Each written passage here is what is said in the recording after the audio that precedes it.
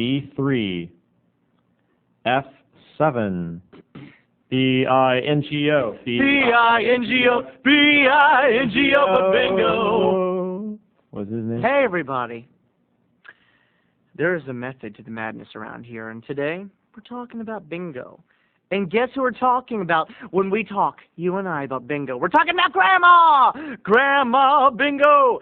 Anyway, you know, after this recent Afrin drama with my mom, she's been very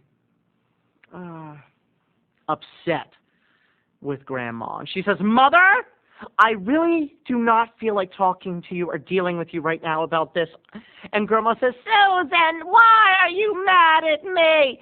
And she says, Mother, you know why I'm disappointed. You know why I'm disappointed. You don't have to ask. And Grandma says, and I go and she says, Terry, come here, honey. And I go and I say, Grandma, what's wrong? And she says, it's your mother. I just don't know what to do. I feel like I can never please her. I said, Grandma, don't even worry about it. She's a little moody, and don't take it to heart. The best thing you can do, Grandma, is to dig your heels in the sand and not let her get away with it. And she says, I don't like it when she yells at me. I don't. Anyway, so she called Aunt Jane. She gets on the phone and she says, your sister's not treating me very well. She's not talking to me. And Aunt Jane says, well, Grandma, I'll take you to bingo tonight, Mother. Do you want to go to bingo? And Grandma says, bingo? Oh, yes. And she gets off the phone and she puts on her pink and green finest bingo outfit, and she puts her lucky troll in her bingo satchel, which is, of course, macrame. And she is picked up by Jane, and she is heading off to bingo. They get to bingo, and they start to play. And Aunt Jane learns something about Grandma, learns something very dark about Grandma. Something very dubious. Something that all the other old ladies at bingo cannot put up with. Because when they see my grandmother, Vivian Lynn Deadwiley, coming, they know what they're in store for. And they prepare themselves. There she is. There is that Deadwiley woman. She should not be allowed to play here no more. And I can picture all the old women, all the old hens gathering like vultures around Grandma and Jane. Oh, they're gonna let her play? I don't think they should. They should make a rule about people like her. Because people, do you know what kind of person my grandmother is?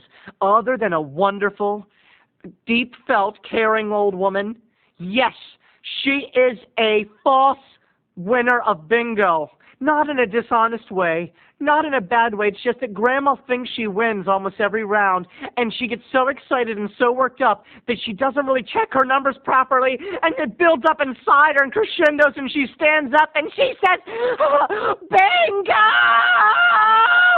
Bingo!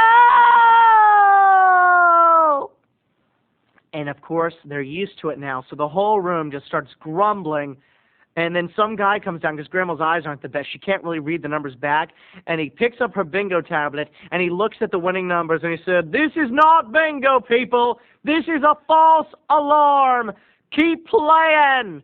And all the old women just are holding the anger inside. They're just so beside themselves. And they're like, oh, that woman. I cannot believe that, Vivian. And about 20 minutes later, she does it again. Bingo! Yes! Oh, yes! Bingo, bingo, bingo, bingo! Yes!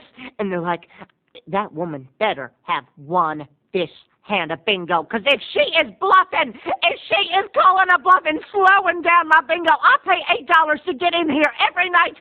And that is after my senior's discount if she is bluffing. And if that board does not have the winning numbers, I'm going to do something drastic, Herbert, and I will do it.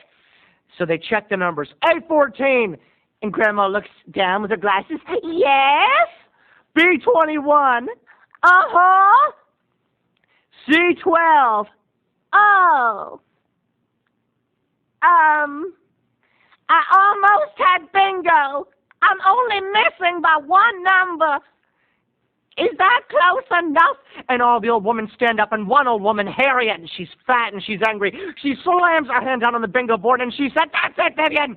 I am sitting beside you, and I'm going to play for me, and I'm going to play for you, and you will ask my permission to say bingo. And Aunt Jane got mad.